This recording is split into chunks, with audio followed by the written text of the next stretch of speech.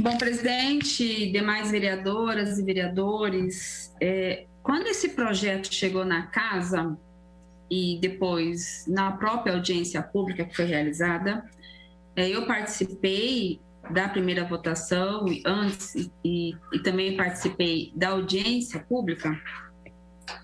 E ali a gente colocou vários questionamentos. O primeiro dele, o maior de todos, é o descumprimento com relação às metas e prioridades, que é um requisito constitucional e também um requisito que está apontado ali na lei orgânica do município, que a administração pública não cumpriu com a apresentação desse PL 118. Né? Também nós apontamos ali o que estava faltando algumas informações, dentre elas a informação que a gente não estava conseguindo entender qual que era o anexo juntado sobre o cálculo ali atuarial referente ao RPPS, ao Instituto de Previdência, né? A gente estava... Qual que era a base, né, que a Secretaria de Finanças estava utilizando, porque o cálculo atuarial não tinha sido juntado, inclusive, na Secretaria Nacional de Previdência, né?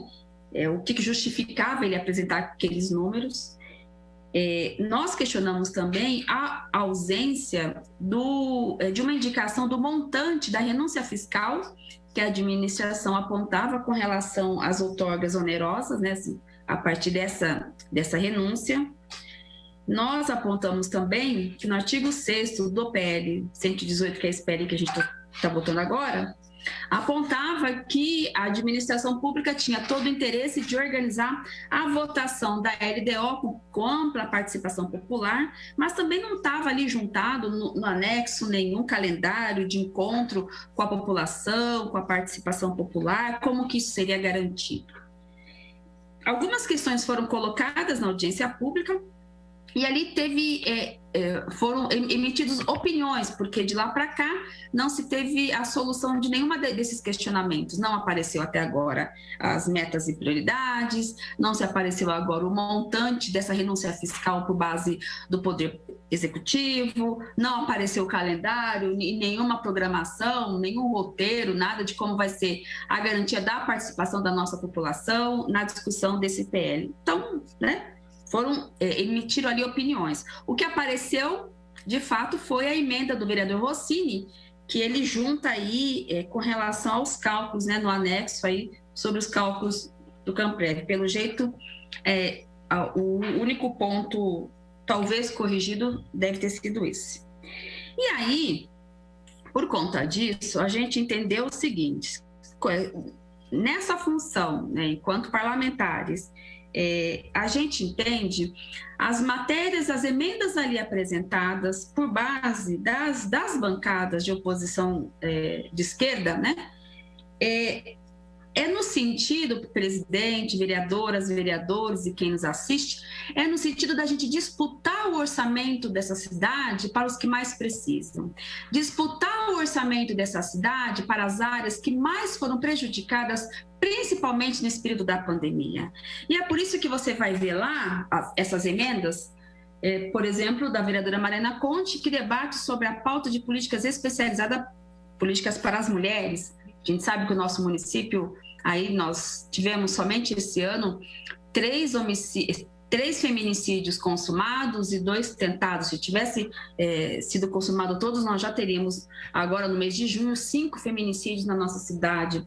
O vereador Paulo Búfalo também apresentou aí emendas que discutem a pauta da cultura, que discutem também a pauta de criança e adolescente. A gente tem discutido muito nessa casa essa política de criança e adolescente, principalmente. A gente viu aí nesse último período que tem sido uma pauta de muita relevância aqui, né?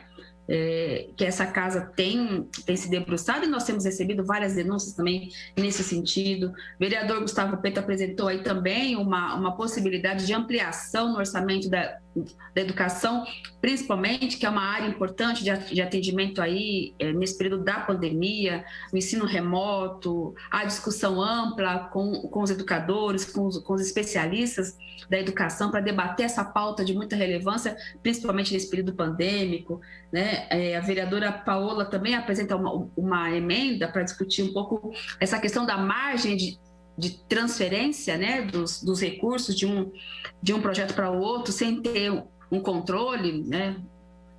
O vereador Cecílio falou sobre assistência social, gente, que, enfim, é uma importante área de política pública também nesse período de pandemia. Eu apresentei também uma emenda que discute sobre a questão do congelamento aí salarial, e não estou pedindo remuneração salarial, a gente estava pedindo recomposição por 2 anos de congelamento aí que os servidores vêm sofrendo, e que não justifica esse congelamento, tendo em vista que tem margem, né, e são servidores que estão atendendo aí na pandemia, servidores da saúde que estão atendendo aí nos hospitais, numa situação de muita dificuldade e com um desmonte muito grande que acontece também nos serviços públicos e na saúde.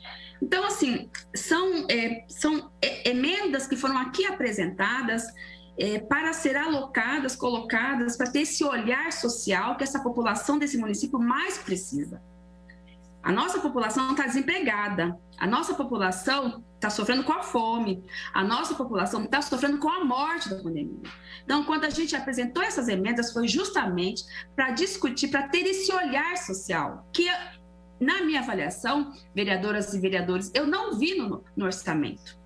Né? É uma peça fria, uma peça fechada. E quando chega nessa casa, o que a gente vê? A gente vê o debate totalmente interditado. Não se abre a possibilidade de se votar favorável nas emendas, né, desses vereadores aqui, para trazer esse debate, a importância. O nosso papel enquanto vereador é analisar, é olhar o orçamento também, é verificar as áreas que mais precisam, é verificar a necessidade da nossa população. Não é somente eu ir lá bater na porta do secretário e falar, faça esse favor para mim, tampa o buraco tal, vai lá em tal placa, em tal rua. Não é isso, gente. Nós temos que, de fato, garantir esses recursos dentro da legalidade do orçamento, para que essa população que está nessa situação de vulnerabilidade possa ser atendida dentro do orçamento do município. São trabalhadores, são trabalhadoras que constroem essa cidade, que contribuem no nosso município e que precisam ter o retorno desses serviços, desses atendimentos. Mas aí fica totalmente inviabilizado, porque as nossas emendas sequer são aprovadas, e aí se dá uma carta branca, né? Porque não tem metas, não tem prioridades. Nós estamos criando aqui precedentes que no futuro isso pode ser muito complicado. Hoje tem muitos vereadores que estão na base, que amanhã podem estar na oposição. Então se cria um precedente aqui muito ruim, péssimo, de inviabilizar, de interditar o debate e da nossa população ter, né, o conhecimento a partir do debate que é construído aqui dentro, que é organizado nessa casa, de ter acesso a essas informações. Então, eu entendo que é muito ruim essa forma como a base constrói aqui as intervenções, como constrói aqui essa discussão, e eu quero deixar aqui também essa reflexão, os meus protestos, para que a gente possa analisar melhor e mudar, né, essa prática, esse método, que de fato não homenageia, não traz aqui nenhum bônus para a atuação de nenhum parlamentar, sequer da base ou sequer da oposição. Obrigada, presidente. Ok, vereadora, não havendo mais vereadora.